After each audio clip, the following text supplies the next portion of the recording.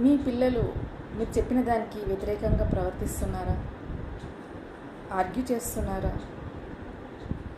ఇలాంటి బిహేవియర్ని naughty behaviour అని అనుకుంటుంటారు పేరెంట్స్, కానీ దీన్ని ఓడిడి అంటారు, అపోషనల్ డిఫెంట్ డిజార్డర్.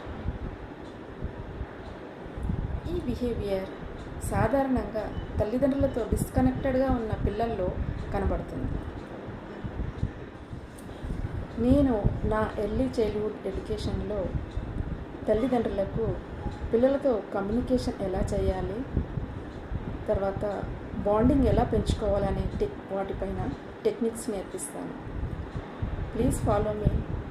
రోజొక టిప్, రోజొక టెక్నిక్ని నేను ఇస్తుంటాను. Thank you. మీ పిల్లల్లో ఇలాంటి బిహేవియర్ని మీరు కనిపెట్టినట్టయితే మీరు ప్యానిక్ అవ్వకండి, జెంటిల్గా వాళ్ళతో ప్రవర్తించండి. ప్లీజ్ ఫాలో మీ ఇలాంటి ఈజీ టిప్స్ కోసం. Thank you.